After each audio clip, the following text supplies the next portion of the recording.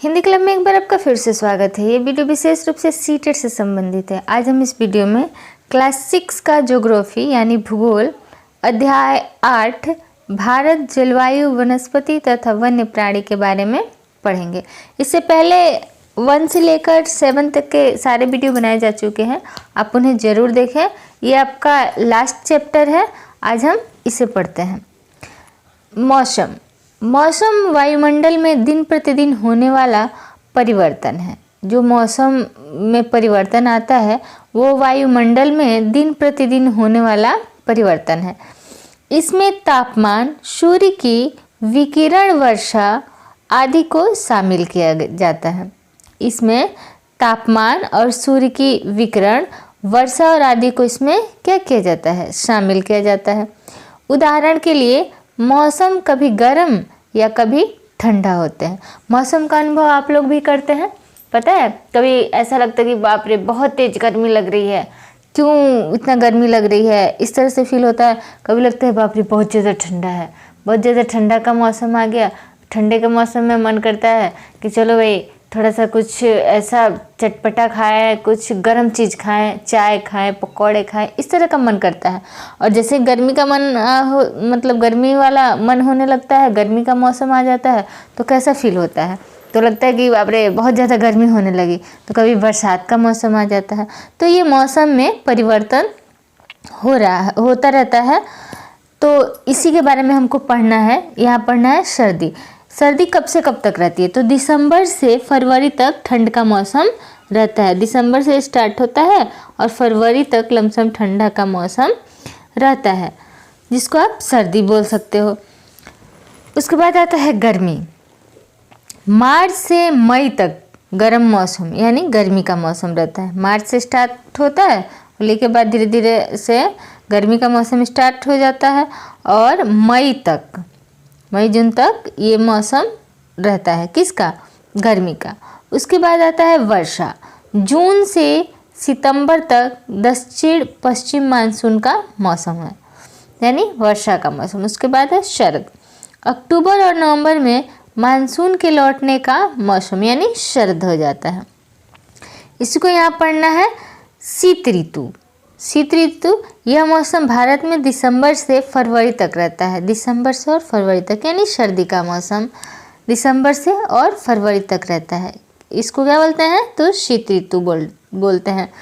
ठंडे मौसम में सूर्य की सीधी किरणें नहीं पड़ती है। जब ठंड का मौसम होता है तो कैसा फील होता है कि काश एक बार सूर्य भगवान अपना दर्शन दे देते हैं तो हम लोग थोड़ा सा जाके अपने शरीर को सेक लेते हैं या जो भी हम लोग का काम है वो कर लेते हैं। लेकिन उस समय ये सूर्य भगवान क्या करते हैं? छिप जाते हैं, निकलते नहीं हैं। कहते हैं कि ना अभी हम नहीं निकलेंगे क्योंकि हमको भी तो ठंडा लग रहा है।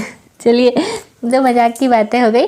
लेकिन उस समय क्या होता है? ठंड के मौसम में सूर्य जो है वो सीधी किरणें नहीं डालता पृथ्वी पर, इसलिए ठंड ज़्यादा लगता है, जिसके परिणाम स्वरूप उत्तर भारत का तापमान क्या हो जाता है? कम हो जाता है। तापमान कम होने की वजह से हमें ठंड अधिक लगती है। उसके बाद आता है ग्रीष्म ऋतु। भारत में मार्च से मई तक गर्म मौसम यानी गर्मी का मौसम रहता है। गर्मी के मौसम में सूर्य की किरणें अधिकतर सीधी पड़ती है। जब गर्मी का मौसम आता है तो सूर्य की किरणें कैसे हो जाती है? एकदम सीधी पड़ने लगती है। इसीलिए तो हमें गर्मी का अनुभव अधिक होने लगता है, क्योंकि उस समय सूर्य निकलता है और उसका जो किरण होता है वो एकदम सीधा पड़ता है। तो हमें किस तरह का मौसम का अनुभव होता है? तो गर्मी के मौसम का, यानी गर्म तापमान हो जाता है, इसलिए हमको गर्मी लगता है। उस समय क्या मन करता है कि अरे चलो यार थोड़ा सा कोल्ड ड्रिंक्स पीते हैं।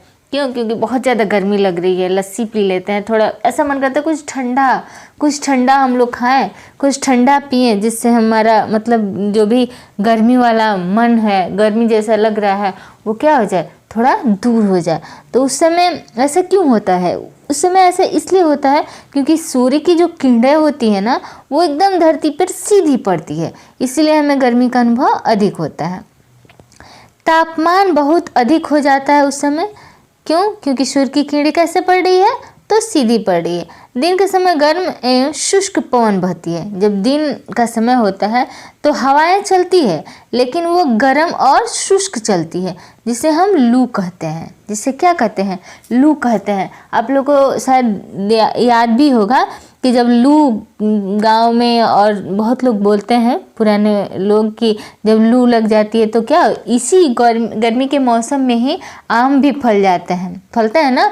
तो वो क्या करते हैं लोग, जब लू लग जाता है तो कच्चा आम तोड़ के लाते हैं, उसको बॉयल करते हैं और फिर उसका जूस बनाते हैं और जूस बना के पी लेते हैं। इससे बोलते हैं लोग क्या कि जो लू लगी है वो दूर हो जाएगी, उससे लू जो है वो दूर हो जाएगी। तो लू जो चलती है वो कैसी होती है? तो उसकी हवा जो है, हवाएं तो चलती है लेकिन सूर्य की किरणें भी है, धूप भी तेज है, तो धूप की वजह से वो हवाएं जो है क्या होती हैं? गर्म और शुष्क बहती हैं, जिसको हम लू बोलते हैं। दक्षिण पश्चिम मानसून या वर्षा का मानसून, इसको आप दक्षिण पश्चिम मानसून बोल सकते हैं या वर्षा का मौसम बोल सकते हैं। यह मानसून के आने तथा आगे बढ़ने का मौसम है। यह मानसून जो है वो आने तथा आगे बढ़ने का मौसम है। इस समय पवन बंगाल की खाड़ी तथा अरब सागर से स्थल की ओर बहती है। वे अपने साथ नमी भी लाती है। जब ये पवन पहाड़ों से टकराती है तब वर्षा होता है।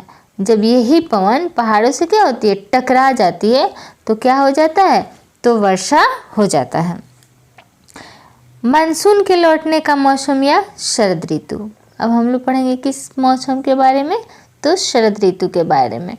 यहाँ देखिए, यहाँ 4 ऋतु हैं, 4 ऋतुएं हैं। मौसम में जो परिवर्तन आता है वो कितना है? तो 4 है। तो पहला आपका कौन सा हो गया? तो पहला हो गया आपका शीत ऋतु, फिर दूसरा ग्रीष्म ऋतु, फिर वर्षा ऋतु और उसके बाद आ गया शरद ऋतु। तो अभी हम किसके बारे में पढ़ेंगे? तो अभी हम शरद ऋतु के बारे में पढ़ेंगे। इस समय पवन स्थल भागों से लौटकर बंगाल की खाड़ी की ओर बहती है। इस समय जो होता है कब? जब शरद ऋतु आता है। तो इस समय जो पवन है वो स्थल भाग से लौटकर बंगाल की खाड़ी की ओर बहती है। भारत के दक्षिणी भागों विशेषकर तमिलनाडु तक आंध्र प्रदेश में इस मौसम में क्या होता है? वर्षा होता है। इस मौसम में वहाँ पे वर्षा होता है। किस मौसम में? शरद ऋतु वाले मौसम में। उसके बाद है जलवायु। किसी स्थान पर अनेक वर्षों में मापी गई मौसम की औसत दशा को जलवायु कहते हैं। अब यहाँ है कि जलवायु किसे कहते हैं? तो जलवायु उसे कहते हैं जो किसी स्थान के अनेक वर्षों में मापी गई मौसम की औसत दशा, वो क्या है? तो वो जलवायु है, उसको ही हम जलवायु कहते हैं। किसी स्थान की जलवायु उसकी स्थिति, ऊंचाई, समुद्र से दूरी तथा उच्चावच पर निर्भर करती है। कह रहा है कि किसी स्थान की जलवायु, समझ पा रहे हैं आप? किसी स्थान की जलवायु उसकी ऊंचाई, मान लीजिए जलवायु हो गया, और फिर उसकी ऊंचाई और यहाँ कह रहे समुद्र से दूरी तथा उच्चावच पर निर्भर करती है। इसलिए हमें भारत की जलवायु में क्षेत्रीय विभिन्नता का अनुभव होता है। राजस्थान के मरुस्थल में स्थित जैसलमेर तथा बीकानेर बहुत गर्म स्थान है। क्वेश्चन नंबर 1 हो सकता है, ये आपके सीटेट में पूछा जा सकता है कि राजस्थान के मरुस्थल में स्थित कौन सा ऐसा स्थान है जो कि गर्म है? तो आप बोल सकते हैं कि जैसलमेर तथा बीकानेर बहुत गर्म स्थान है। यानी उसका नाम क्या है जो बहुत गर्म स्थान है राजस्थान में? तो वो है जैसलमेर और बीकानेर जो गर्म स्थान है। जबकि जम्मू तथा कश्मीर के द्रास एवं कारगिल में बर्फीली ठंड पड़ती है। यहाँ ये भी हो जाएगा कि जम्मू तथा कश्मीर के द्रास में कैसी ठंडी पड़ती है? तो बहुत बर्फीली ठंडी पड़ती है। तटीय क्षेत्र जैसे मुंबई तथा कोलकाता की जलवायु मध्यम है, यानी कि न ज़्यादा ठंडा है और न ज़्यादा गर्म है। इसका जो जलवायु है वो मध्यम है, यानी कि बीच में है। वे न ही अधिक गर्म है और न ही अधिक ठंडे हैं। वो ना गर्म है और ना ही ठंडा है। कहाँ? कोलकाता और मुंबई। यहाँ की जलवायु मध्य में रहती है, यानी बीचों बीच रहती है, न अधिक गर्मी लगेगा और न ही अधिक ठंडा लगेगा। समुद्र तट पर होने के कारण ये स्थान बहुत अधिक आर्द्र है। विश्व में सबसे अधिक वर्षा मेघालय में स्थित मौसिनराम में होती है। अब एक क्वेश्चन आपका यहाँ बनता है कि विश्व में सबसे अधिक वर्षा कहाँ होती है? विश्व में सबसे अधिक वर्षा कहाँ होती है? तो आप इसका आंसर दे सकते हैं कि मेघालय में स्थित मौसिनराम में होती है। यानी सबसे अधिक वर्षा कहाँ होती है? तो मौसिनराम में होती है। सबसे अधिक वर्षा मौसिनराम, सबसे अधिक वर्षा तो मौसिनराम, इसको आप याद कर लीजिएगा। जबकि किसी किसी वर्ष राजस्थान के जैसलमेर में वर्षा होती ही नहीं है। देखिए, और किसी किसी वर्ष कह रहा है कि राजस्थान के जैसलमेर में वर्षा होती ही नहीं है। मानसूनी जलवायु, भारत की जलवायु को मोटे तौर पर मानसूनी जलवायु कहा जाता है। जो भारत की जलवायु है उसको मोटे तौर पर क्या कहा जा सकता है? तो मानसूनी जलवायु कहा जाता है। मानसून शब्द अरबी भाषा के मौसम से लिया गया है। जो मानसून शब्द है वो अरबी भाषा के मौसम से लिया गया है। आपका एक क्वेश्चन यहाँ बनता है कि मानसून शब्द जो है वो कौन से भाषा से बनता है? तो अरबी भाषा के मौसम शब्द से मानसून शब्द लिया गया है, जिसका अर्थ होता है मौसम। जिसका अर्थ क्या होता है? मौसम होता है। भारत की स्थिति उष्णकटिबंध में होने के कारण अधिकतर वर्षा मानसूनी पवन से होती है। जो भारत का उष्णकटिबंध है उसका अधिकतर वर्षा जो है वो मानसूनी पवन से होता है। भारत में कृषि वर्षा पर निर्भर है। जो भारत में कृषि होती है वो किस पर निर्भर होती है? तो वर्षा पर निर्भर होती है।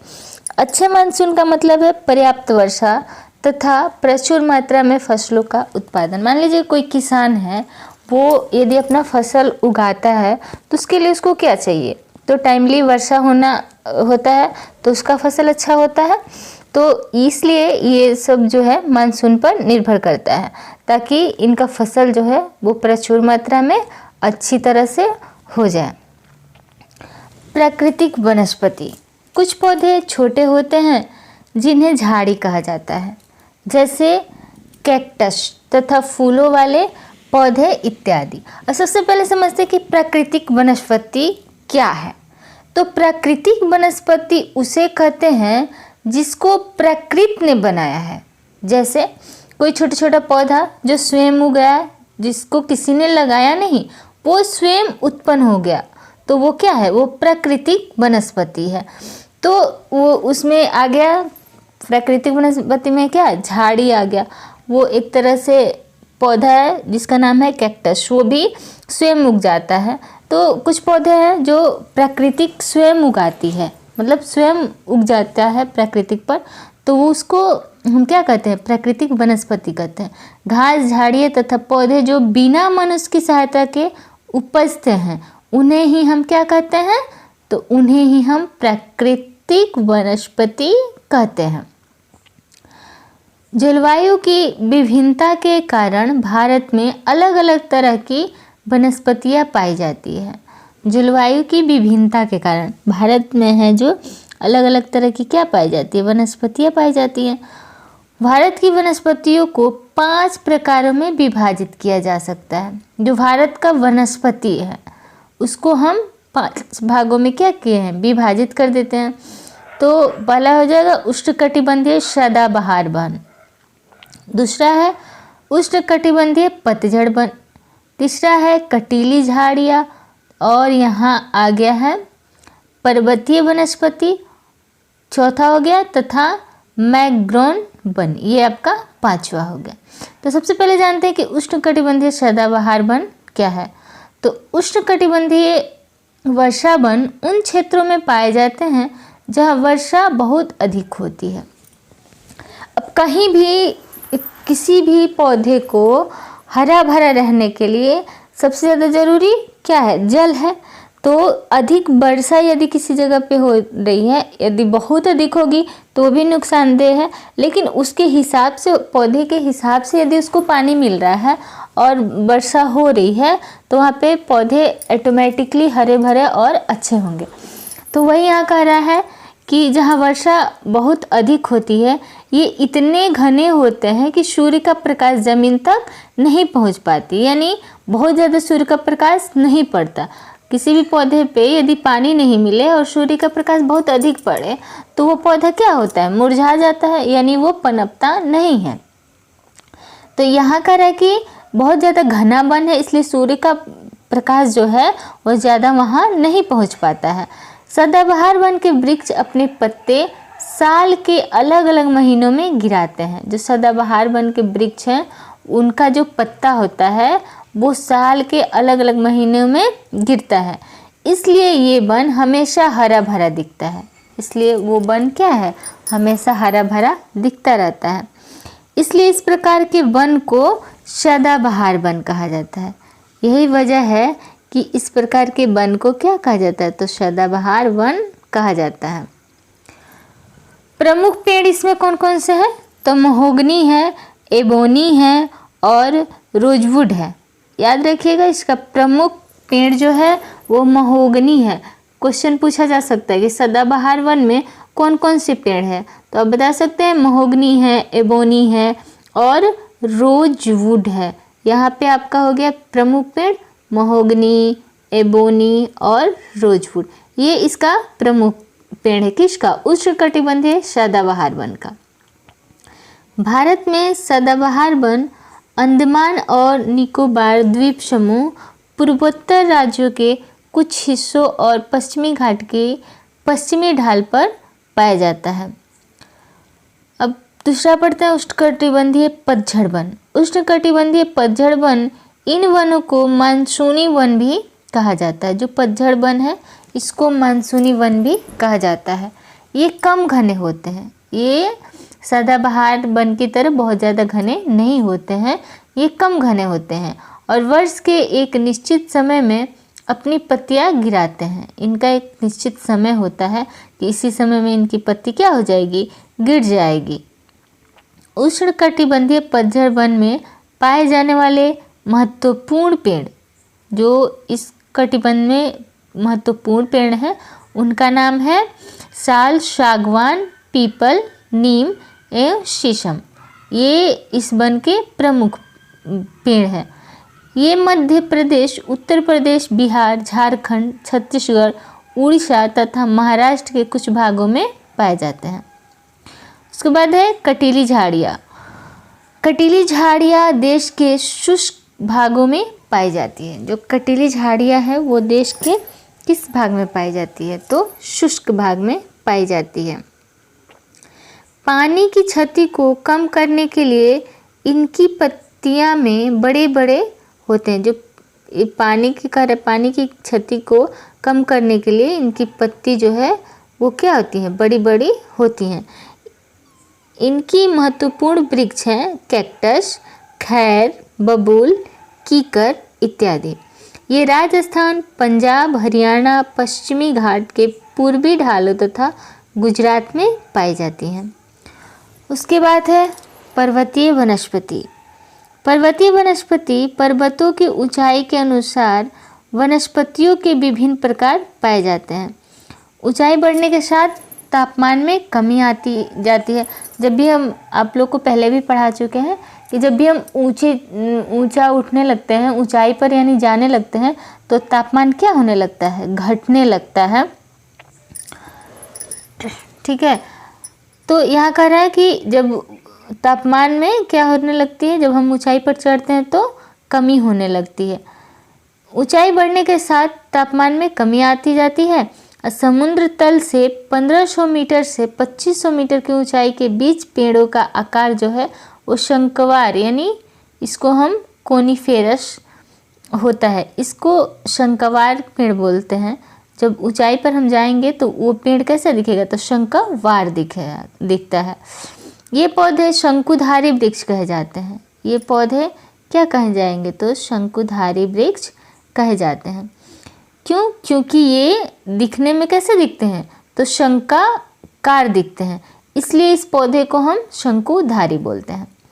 इन वनों के महत्वपूर्ण वृक्ष चीड़, पाइन तथा देवदार हैं। क्वेश्चन ये भी हो सकता है कि पर्वतीय वनस्पति में कौन से पेड़ पाए जाते हैं? तो उस पेड़ का नाम है पाइन तथा देवदार, ये इसके प्रमुख पेड़ हैं। उसके बाद आता है मैंग्रोवन वन। तो मैंग्रोवन वन, ये वन खारे पानी में भी रह सकते हैं। क्वेश्चन नंबर 1 हो जाएगा आपका कि कौन सा ऐसा वन है जो खारे पानी में रह सकता है? तो आप आंसर दे सकते हैं कि मैंग्रोव वन है जो खारे पानी में भी रह सकता है। ये मुख्यतः पश्चिम बंगाल के सुंदरवन तथा अंडमान एवं निकोबार के द्वीप समूह में पाए जाते हैं। देखिए ये वन कहाँ पाए जाते हैं? तो जो सुंदरवन आप लोगों ने पढ़ा था ना, सदाबहार वन, वही अंडमान एवं निकोबार में वो भी है। तो ये भी करें कि तथा अंडमान एवं निकोबार के द्वीप समूह में पाए जाते हैं। सुंदरी इस प्रकार के वनों की महत्वपूर्ण प्रजाति है। इस प्रकार के वन की जो महत्वपूर्ण प्रजाति है वो कौन सी है? तो वो सुंदरी है। इसी प्रजाति के नाम पर क्षेत्र का नाम क्या पड़ा? तो सुंदर वन पड़ा। इसी के वजह से इस क्षेत्र का नाम पड़ गया क्या? सुंदरवन। अब यहाँ पढ़ते हैं पेड़ पौधे के बारे में। पेड़ पौधों के बारे में आप अच्छी तरह से जानते हैं, देखते भी आते हैं कि पेड़ कैसे दिखते हैं, पौधे कैसे दिखते हैं। पेड़ पौधे ऑक्सीजन छोड़ते हैं जिसे हम सांस के रूप में लेते हैं। ये तो सभी जानते हैं कि पेड़ पौधे क्या करते हैं? ऑक्सीजन छोड़ते हैं जिसे हम सांस के रूप में लेते हैं, और वो लोग क्या करते हैं? कार्बन डाइऑक्साइड लेते हैं। यानी आप लोग कार्बन डाइऑक्साइड, मनुष्य कार्बन डाइऑक्साइड छोड़ते हैं और ऑक्सीजन को लेते हैं, और पौधे इसी प्रक्रिया को उल्टा करते हैं। यानी वो लोग क्या करते हैं? ऑक्सीजन छोड़ते हैं और कार्बन डाइऑक्साइड ग्रहण करते हैं। पेड़ पौधों की जड़ें मिट्टी को बांध कर रखती है। जो पेड़ पौधे की जड़ें होती हैं वो मिट्टी को क्या करती है? बांध कर रखती है। एग्जाम्पल के लिए आप किसी एक पौधे को एक जगह से उखाड़ के देखिएगा, उसके साथ साथ मिट्टी भी चली आती है। इसका मतलब होता है क्या? कि वो पौधे जो है, उसकी जड़ें जो है वो मिट्टी को उतने दूर बांध कर रखती है, तथा इस प्रकार वे मिट्टी के अपरदन को रोकती है। यानी उसकी जो जड़ें हैं ना, वो मिट्टी के अपरदन को भी रोक के रखती है। वन्य प्राणी, वन्य विभिन्न प्रकार के वन्य जीवों का निवास होता है। जो वन में रहने वाले प्राणी हैं, जैसे शेर हो गया, चीता हो गया, मोर हो गया, और बहुत से स्नेक हो गया, ये सब जो प्राणी है इसको हम वन्य प्राणी कहते हैं। यानी जो वन में रहता है उसको क्या कहेंगे? तो वन्य प्राणी यानी वन्य जीव कहेंगे। वनों में जंतुओं की हजारों प्रजातियां होती हैं, अलग अलग की प्रजातियां हैं। जैसे अभी आपको एग्जाम्पल में हमने दिया एलिफेंट, लायन, ये सब अलग अलग प्रजाति है इनका, तथा बड़ी संख्या में विभिन्न प्रकार के सरीसृपों, उभयचरों, पक्षियों, स्तनधारियों, कीटों तथा कृमियों का निवास होता है। ये सब इनका अलग अलग प्रजाति है। इनका निवास कहाँ होता है? तो इनका निवास वन में होता है। चूँकि आजकल तो वन बहुत ज़्यादा जनसंख्या बढ़ने लगी है, इस वजह से क्या हो रहा है? वनों की कटाई बहुत ज़्यादा होती आ रही है और बहुत ज़्यादा हो रही है, जिसकी वजह से वन्य प्राणी जो हैं वो विलुप्त होते जा रहे हैं। यानी वो हमारे बीच से हटते जा रहे हैं, यानी एक तरह से समाप्त होते जा रहे हैं। क्यों? क्योंकि वनों की कटाई होती जा रही है। आगे पढ़ते हैं। राष्ट्रीय पशु, हमारा राष्ट्रीय पशु कौन सा है? तो बाघ है। बाघ हमारा राष्ट्रीय पशु है। गुजरात के गिर वन में एशियाई शेरों का निवास है। शेरों का निवास कहाँ है? तो एशियाई में है। गिर वन के एशियाई में शेरों का निवास है। हाथी तथा एक सींग वाले गैंडे असम के जंगलों में घूमते हैं। असम के जंगलों में हाथी और गेंडे घूमते हैं। ऊंट भारत के रेगिस्तान तथा जंगली ऊंट जो है वो भारत के रेगिस्तान तथा जंगली गधा कच्छ के रण में पाए जाते हैं। ऊँट आपको देखने को कहाँ ज़्यादा मिलता है? तो रेगिस्तान में। और कह रहा है कि जंगली गधा जो है वो कच्छ के रण में पाए जाते हैं। जंगली बकरी, हिम, तेंदुआ, भालू इत्यादि हिमालय के क्षेत्र में पाए जाते हैं। अब हिमालय के क्षेत्र में कौन कौन से जंतु पाए जाते हैं? तो तेंदुआ हो गया, भालू हो गया, जो हिमालय के क्षेत्र में पाए जाते हैं। मोर, मोर हमारा राष्ट्रीय पक्षी है। हमारा राष्ट्रीय पक्षी कौन सा है? तो मोर है। मोर हमारा राष्ट्रीय पक्षी है। वन्यजीव सप्ताह, प्रत्येक वर्ष हम लोग अक्टूबर के पहले सप्ताह को वन्यजीव सप्ताह के रूप में मनाते हैं, ताकि वन्यजीवों के निवास को संरक्षित रखने के लिए जागरूकता लाई जा सके। हम अब वन को बचाने के लिए ही इस अक्टूबर के पहले सप्ताह को मनाते हैं, ताकि लोगों के मन में जागरूकता पैदा हो कि हम वन जो है कम से कम काटें। अपने लाइफ में एक वृक्ष जरूर लगाएं। अगर एक वृक्ष हम काट देते हैं तो उसके बदले में एक वृक्ष हम लगाएं, तभी तो वन जो है और वन्य जीव जो है वो जीवित रहेंगे। और सबसे ज़रूरी बात कि हमें ऑक्सीजन भी तो चाहिए। तो ऑक्सीजन हमको किससे मिलता है? तो पेड़ पौधे से मिलेगा। जब पेड़ पौधे ही नहीं रहेंगे तो हमें ऑक्सीजन मिलेगा कैसे? सोचने वाली बात तो ये है ना। तो इसलिए हमें पेड़ लगाना ज़रूर चाहिए। तो पेड़ से हम हैं और हमसे पेड़ हैं, इसलिए हमें पेड़ लगाने चाहिए, पौधे लगाने चाहिए। यहाँ यही कह रहा है कि अक्टूबर के पहले सप्ताह हम वन्य जीव सप्ताह के रूप में मनाते हैं, ताकि वन्य जीव के निवास को संरक्षित रखने के लिए जागरूकता लाई जा सकते। और वन जीव का निवास कौन सा है? तो वन है, यानी जंगल जिसमें पेड़ पौधे हो, उसी में ना वन्य जीव रहते हैं। आगे पढ़ते हैं। प्रवासी पक्षी, कुछ पक्षी पिनटेल बतख, कर्लियू, फ्लेमिंगो, ऑस्प्रे, लिटिल एस्टिट प्रत्येक वर्ष सर्दी के मौसम में हमारे देश आते हैं। कुछ पक्षियों को आपने देखा होगा जो हर समय आपको नहीं दिखाई देंगे, सर्दी के मौसम में वो खासकर दिखाई देते हैं। सबसे छोटी लिटिल एस्टिन, जिसका वजन लगभग 15 ग्राम होता है। उसका वजन कितना है? मात्र 15 ग्राम। आर्कटिक प्रदेश से 8000 किलोमीटर की दूरी तय करके वो भारत आती है। सोचिए, आर्कटिक प्रदेश से वो आती है मात्र 15 ग्राम की पक्षी, जिसका नाम है लिटिल एस्टिन, और उसका वजन कितना है? तो 15 ग्राम है। और वो आर्कटिक प्रदेश से 8000 किलोमीटर की दूरी तय करके कहाँ आती है? तो हमारे भारत में आती है। अब यहाँ देखते हैं कुछ महत्वपूर्ण बिंदु। विश्व में सबसे अधिक वर्षा वाला क्षेत्र तो मौसिनराम है। विश्व में सबसे अधिक वर्षा वाला क्षेत्र कौन सा है? तो मौसिनराम है। मैंग्रोव वन खारे जल में हो सकते हैं। मैंग्रोव वन जो है वो खारे जल में भी हो सकते हैं। महोगनी एवं रोजवुड वृक्ष उष्णकटिबंधीय सदाबहार वन में पाए जाते हैं। जंगली बकरी तथा हिम तेंदुए हिमालय क्षेत्र में पाए जाते हैं। दक्षिण पश्चिमी मानसून के समय आर्द्र पवनें समुद्र के स्थल की ओर बहती हैं। गर्मी में दिन के समय शुष्क तथा गर्म पवनें चलती हैं, जिन्हें हम लू कहते हैं। आंध्र प्रदेश तथा तमिलनाडु में लौटते मानसून के मौसम में बहुत अधिक मात्रा में वर्षा होती है। गुजरात के गिर एशियाई वन में सिंह का निवास है। सुंदरी मैंग्रोव वन की प्रजाति है। उष्णकटिबंधीय पतझड़ वन को मानसून वन भी कहा जाता है। आज आपका ज्योग्राफी पूरा समाप्त हो गया है। तो इसमें आपके लिए एक लास्ट क्वेश्चन है कि यहाँ पे ऋतुओं की संख्या कितनी है? मात्र एक क्वेश्चन है, इसका आंसर आप लोग कमेंट बॉक्स में ज़रूर दीजिएगा। तो फिर मिलते हैं आपके लिए लेसन तो नहीं कहेंगे, अगले क्लास 7 हिस्ट्री के साथ। तब तक के लिए देखते रहें, बने रहें हिंदी क्लब पर। धन्यवाद।